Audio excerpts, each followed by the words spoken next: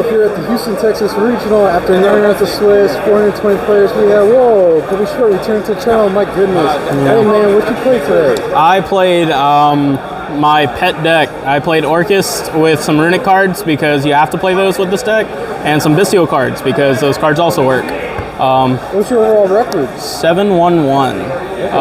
I just drew in the last round and my loss was to cash, but this deck was really good. I think this deck was really good today. Okay, potentially top 8 deck profile, yeah. My goodness. Yeah, any shout outs before we begin? Shout out to my sponsor, Pandemonium Gaming, even though this is all my stuff. Shout out to all the guys at my locals that I don't go to. Shout out to everyone that kind of supported me, girlfriend Kelly, Yep. Other than that, yep. Kind of tired. Take it away with the Orcusts deck profile, man. Yep. So this is a token. I had to show people this token, I think like 10 times today, because no one, like, I'm explaining what the cards do, and they still don't understand that this is the token that they're getting, but it's whatever. Okay, so I played some Orcust cards because these are my favorite cards in the game. Just to go over them, this guy is Armageddon Knight, but on crack. On summon, he dumps a Orcust or World Legacy card from your deck to the grave, and then sometimes, most of the time, he becomes a tuner, which is kind of cool for the extra deck. And he can also give you a token, this token, to kind of like put an extra body on the board, because a lot of your combos, like you're trying to end on like a oppressive board. It's like you're trying to end on Ding, Galatea, the counter trap, IP, and sometimes a synchro. With like runic spells in hand. It's just a lot of cards, and you're just trying to not die, because this deck plays really well past turn 1, which is something that a lot of the runic decks don't do very well. Like, they set up very well, but they don't play a grind game very well, like, unless you're using the runic cards. This deck can do it with these cards. Reborn, Summon from Banish, Send from deck, Summon from deck. This card was banned like 6 months ago. Yeah. It's kind of crazy. It does not make the deck much better, but it's pretty cool. To go with the Orcust things, 2 returns and a crescendo. The reason I'm playing 2 of these is because I was finding, like, when I'm playing and I have to play into an opponent, I'd rather try and draw one of these earlier. That way I can get access to both with Galatea. So like, you'll try and fountain draw both, because like drawing 2 cards in the runic deck is just crazy, and then setting up an Omni Negate in the runic deck is also crazy. And you don't have Baron, so you can't really do both very often. So this deck has a chance to do both, but it's kind of just situational. If you have to pick, you pick one that fits your hand better. And if you have to go through this one early, that means your hand kind of sucks, and you want one for later to help you get the runic cards actually flowing. So yeah, that's the Orcust cards. Now the Bestials. These were probably the best cards in my deck. These cards overperformed.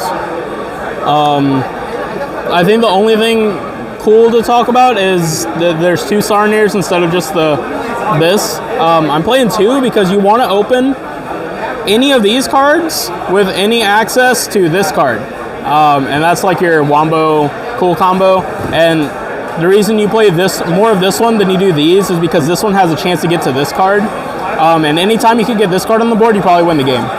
This card's just broken. You do get Darklock kind of early too.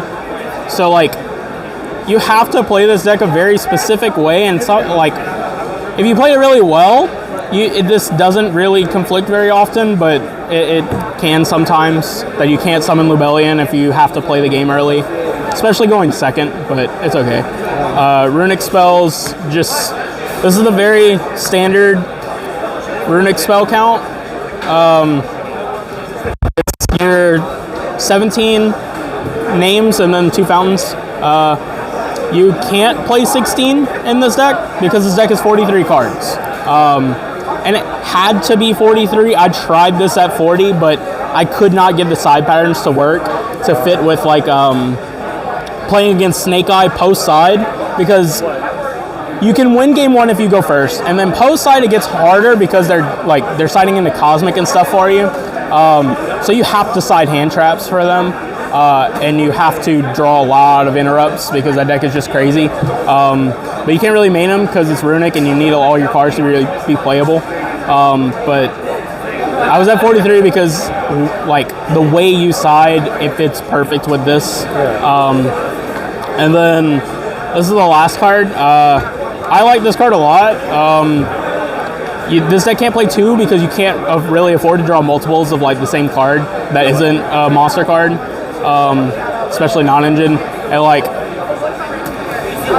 I couldn't fit it in the side deck very well, so I just put it in the main deck. This deck could be 42, but I felt this was pretty good. Extra deck.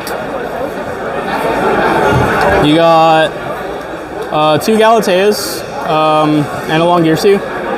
This guy isn't super needed, but he's a way to pick apart a board that without relying on your runic card. So it kind of matters that he's in your deck and not Dark, the Dark Charmer. I could not fit that card in this deck because of how it plays, and I didn't miss it once. I was kind of surprised, honestly. There's a Ding Gearsu to go with this stuff. Just one ding, you can't really fit more. If your opponent summons Nightmare Unicorn or Kashtira Unicorn and banishes this from your deck, sucks, get over it, but maybe you could still win that game, it's just really hard. This card's crazy though. You put him on your inboard as often as you can to protect your IP from battle so they can't just like force it. And he's gonna have 2 materials, it's really hard to kill him. Typhon, this card was crazy. It's really cool because like with Regained, if you're playing like a grinding matchup where your opponent's actually like playing a lot of gas, you can banish this with Magnamud or something, and then Regain, put this back and keep summoning it. And it's a dark, so you can do your entire combo and then summon this after. And you can also do something really cool where you have like this on the board, your Long Gearsu and Ding, and you really want this Ding to stay on the board. So you activate this, targeting this to make him bigger than this, and then you can summon this over this instead of this. It's kind of cool. There's a Dispatter. This is the thing that you summon. This is like your payoff for opening a Bestial plus Gearsu. This card's crazy. This is like a custom card. It's like Galatea, but it summons a monster. This card's just nuts. 3 runic cards. I couldn't really fit more. And with Regain, you don't really miss these. There's an argument to play 2 of these because sometimes you have to summon this on your turn after you get Dark Locked, which kind of sucks, but just figure it out. IP 2 SP. This deck needs 2 SP. I keep trying to play this at locals without the other one because like I only own one, but no. This deck needs to really, really badly because a lot of times to break a board, you're going to summon this, banish a card, and you're going to have to link this off to make Galatea, to make Ding, and then you have to summon this again later. This card's super important. This could be Nightmare Phoenix, but it's a dark, so it's something you could summon at the, like, during your combo. If you get stuck with Bestials, you could discard, like, an engine piece. Also, you can end on this guy, and he can add back like Fountain and Regained. Like if you only open Saronir, instead of just dumping like a useless Lubellion, you could do this, dump Regained, and then this can pick up the Regained. So like it's a little slow, but it's something you can do. Also, he protects you from like Lightning Storm on your back row, like Fountain and Regain, which is kind of important. Unicorn, this is like something you summon off of IP sometimes. Doesn't happen very often. And then the payoff is this. So against like Snake Eye, what I was doing was you can break the board sometimes. Obviously not all the time.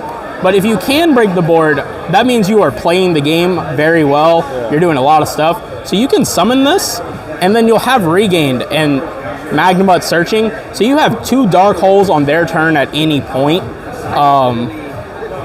And sometimes you can catch them, like if they're just flooding the board, you can like IP summon this where they're forced to summon to the zoning points, so you still have your Regain trigger and your Bastille in hand, and he still got the free pop for everything. And with Ding, you can protect your whole board if he's there. Yeah, he gets summoned sometimes. He's kind of cool.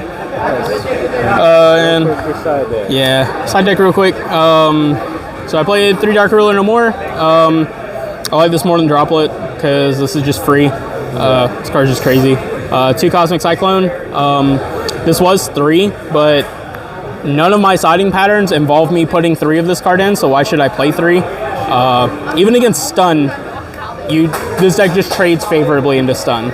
I played this card. I actually activated it for its real effect. Oh, wow. That was pretty cool. The combo to do that is just play your deck like normal and don't summon Galatea. And you can also do this like in matchups where like certain cards in here just can't be played. You just put this in there and it comes up sometimes. It's kind of cool. Not a time card. 2, 2, and 3. This is your pattern for Snake Eye. I do this. You can comfortably side 10 against that deck, and it's not the worst thing ever with consistency with how many cards are in this deck. At first I wasn't doing this, I was just doing this at 40, but the problem was that you're relying on having to draw these and them being your opponent not playing very well. But like this, being in there, you can draw this with a combination of these, and they can end on like some, like you could do this once, they won't end on like a crazy board sometimes, and then you do this, trade with the rest of the board, and then you can play.